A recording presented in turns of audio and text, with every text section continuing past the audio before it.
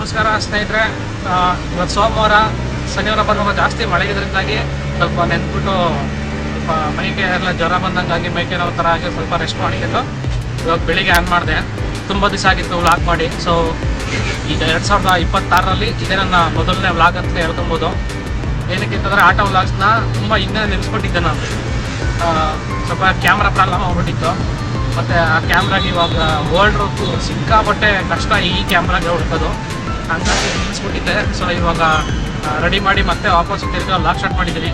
Day 1 first vlog ನೋಡೋಣ. ಇವಾಗ time ಬಂದು ಮಧ್ಯಾಹ್ನ 1:55 ನೋಡೋಣ ಡ್ಯೂಟಿ ಎಷ್ಟೊತ್ತು ಬೀಳ್ತದೆ ಅಂತ. ಯಾಕಂದರೆ ಮಧ್ಯಾಹ್ನ ಮೇಲೆ ಡ್ಯೂಟಿ ಬೀಳೋದೇ ಡೌಟು. ಆಲ್ಮೋಸ್ಟ್ ಡ್ಯೂಟಿಗಳೇ ಬೀಳಲ್ಲ. ಎಷ್ಟೊಂದು ಸಲ ವಾಪಸ್ ಹೋಗಿದ್ದೀನಿ ಮನೆಗೆ. ನೋಡೋಣ ಇವತ್ತು ಡ್ಯೂಟಿ ಬೀಳುತ್ತಾ ಇಲ್ವಾ ಅಂತ. ಕಸ್ಟಮರ್ ಫೋನ್ ಮಾಡ್ತವ್ರೆ. ಹಲೋ, ನಿಮ್ಮ ಲೊಕೇಶನ್ ಹತ್ರನೇ ಇದೀವಿ ಮೇಡಮ್, ಇನ್ನೊಂದು 100 ಮೀಟ್ರಿಗೆ ಬರ್ತಾ ಇದ್ದೀವಿ.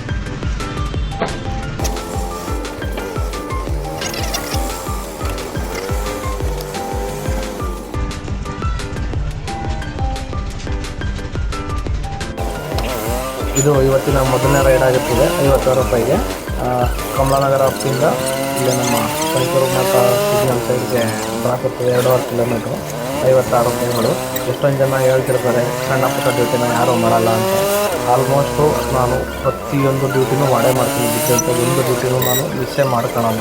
ಎಲ್ಲ ಡ್ಯೂಟಿನೂ ಮಾಡ್ತೀನಿ. ಏನಕ್ಕೆಂದರೆ ಪ್ರತಿಯೊಬ್ಬರಿಗೂ ಅವಸರ ಇದ್ದೇ ಇರ್ತದೆ. ಆ ಕಾರಣಕ್ಕೋಸ್ಕರ ಅಷ್ಟೇ.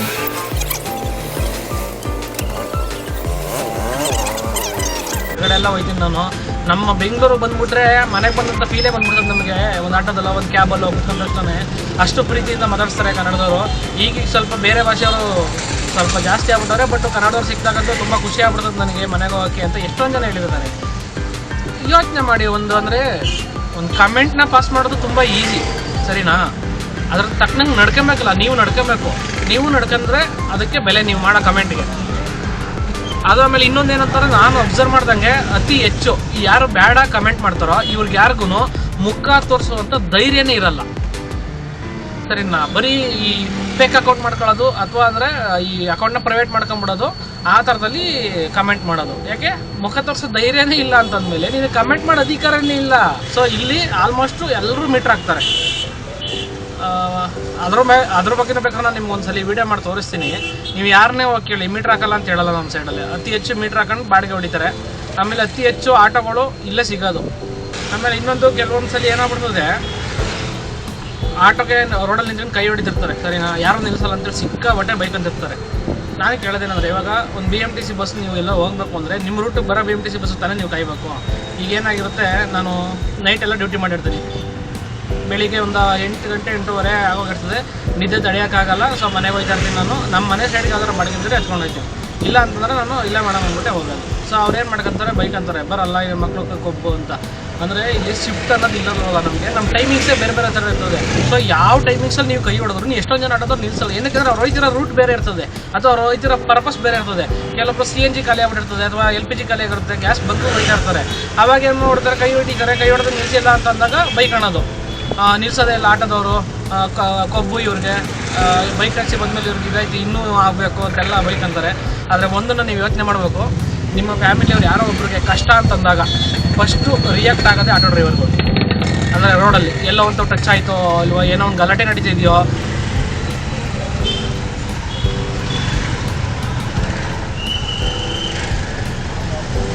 ಯಾಕೆ ಈ ಕಡೆ ಎಂಟ್ರಿ ಇಲ್ವಾ? MS ರಾಮಯ್ಯ ಬ್ಯಾಕ್ ಗೇಟಲ್ಲಿ ಡ್ಯೂಟಿ ಬರುತ್ತೆ. ಪಿಕಪ್ ಮಾಡೋಕ್ಕೆ ಮೊದಲು ಗೊತ್ತಾಗುತ್ತೆ. ಸೆಕ್ಯೂರಿಟಿಗಳು ನೆನೆಸ್ತಾ ಇರ್ತಾರೆ, ಎಂಟ್ರಿ ಇಲ್ಲ ಈ ಕಡೆಯಿಂದ ಅಂತೇಳಿ. ಸೊ ತಿರ್ಗಾ ಯೂಟರ್ನ್ ಮಾಡ್ಕೊಂಡು ಫ್ರಂಟ್ ಗೇಟ್ಗೆ ಹೋಗ್ಬೇಕು ನಾನು ಇವಾಗ.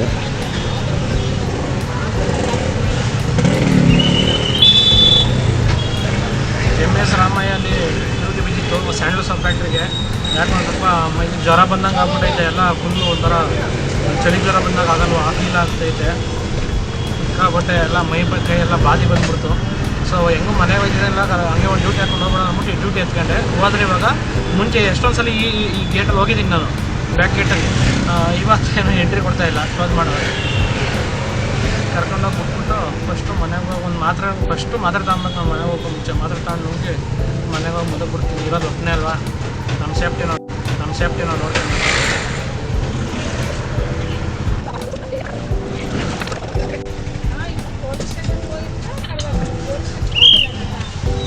ಎರಡ ಅಲ್ಲಿ ಇವರು 1 ನಿಮಿಷ ನಿಲ್ಲಲ್ಲ. OTP 5381. ಅಲ್ಲಿ ಹಿಂದೆಗಡೆ ಕಾರ್ ಕವರ್ ಮಾಡ್ತಾ ಇತ್ತು. ಮೊದಲನೇ ಬಾಡಿಗೆ ಆದಮೇಲೆ ಒಂದು 30 ನಿಮಿಷ ಯಾವುದೂ ತಿಂದು ಬಿಡಲಿಲ್ಲ. ಅದಾದಮೇಲೆ ಒಂದು 120 ರೂಪಾಯಿದೊಂದು ಮೀಟ್ರ್ ಬಾಡಿಗೆ ಹೊಡಿತೀನಿ. ಅದಾದಮೇಲೆ ಒಂದು 95 ರೂಪಾಯಿದು ನಮ್ಮ ಹೆಸರು ಡ್ಯೂಟಿ ಬೀಳುತ್ತೆ. ಹೋಗಿ ಕಾಯ್ತೀನಿ 10 ನಿಮಿಷ ಯಾಕಾದ್ರೂ ಕಸ್ಟಮರ್ ಬರೋದು ಇಲ್ಲ, ಫೋನ್ ಇರ್ತಲ್ಲ, ಮೆಸೇಜ್ಗೆ ರಿಪ್ಲೈ ಮಾಡಲ್ಲ.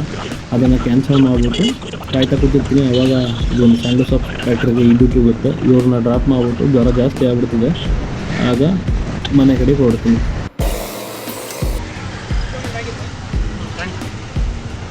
ಇವ್ರನ್ನ ಡ್ರಾಪ್ ಮಾಡಿ ಸ್ವಲ್ಪ ಮುಂದೆ ಬರ್ತಾ ಇದ್ದಂಗೆ ಗಾಡೀಲಿ ಸೌಂಡ್ ಬರೋಕ್ಕೆ ಸ್ಟಾರ್ಟ್ ಆಗುತ್ತೆ. ಏನಪ್ಪ ಅಂದರೆ ಅದು ಡಾಲರ್ ಹಬ್ಬಾರ್ದು. ಸೊ ಹುಷಾರಿಲ್ಲದೆ ಫಸ್ಟು ಅದನ್ನು ರೆಡಿ ಮಾಡಿಸಿ ಆಮೇಲೆ ಮನೆಗೆ ಹೋಗ್ಬೇಕು ನಾನು. ಜ್ವರ ಇನ್ನೂ ಜಾಸ್ತಿ ಆಗ್ತಾನೆ ಇತ್ತು. ಬಟ್ ಏನು ಮಾಡೋದು, ಗಾಡಿ ರೆಡಿ ಮಾಡಿಸಲಿಲ್ಲ ಅಂದರೆ ನಾಳೆ ಬೆಳಗ್ಗೆ ಡ್ಯೂಟಿ ಬರೋಕ್ಕಾಗಲ್ಲ ಹುಷಾರಾಗಿದ್ದರು. ಯಾಕಂದರೆ ಪ್ರತಿಯೊಬ್ಬರು ಮೆಕ್ಯಾನಿಕ್ ಆಗ್ಬೋದು, ಗ್ರೀಸಿಂಗ್ ಅವ್ರು ಆಗ್ಬೋದು 10 ಗಂಟೆ 10:30 ಮೇಲೇ ಬರೋದು.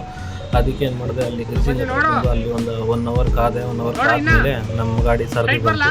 ತಗೊಂಡು ಗಾಡಿ ಹಾಕಿ ಗ್ರೀಸಿಂಗ್ ಮಾಡಿಸ್ಬಿಟ್ಟು ಮೆಡಿಕಲ್ ಶಾಪ್ ಹೋದೆ. ನೆಕ್ಸ್ಟು ನನಗೆ ಇನ್ಸ್ಟಾಗ್ರಾಮಲ್ಲಿ ಮತ್ತು ಯೂಟ್ಯೂಬಲ್ಲಿ ಬರುವಂಥ ಅತಿ ಹೆಚ್ಚು ಕಮೆಂಟ್ಗಳು ಅಂದರೆ ಈ ಆಟೋಗೆ ಗ್ರೀಸಿಂಗ್ನ ನೀವು ಎಲ್ಲಿ ಮಾಡಿಸ್ತೀರಾ, ಎಷ್ಟು ಕಿಲೋಮೀಟ್ರ್ ಒಂದ್ಸಲಿ ಮಾಡಿಸ್ತೀರಾ ಅನ್ನೋದೇ ತುಂಬ ಕಮೆಂಟ್ಸ್ಗಳು ಬರ್ತಿರ್ತದೆ.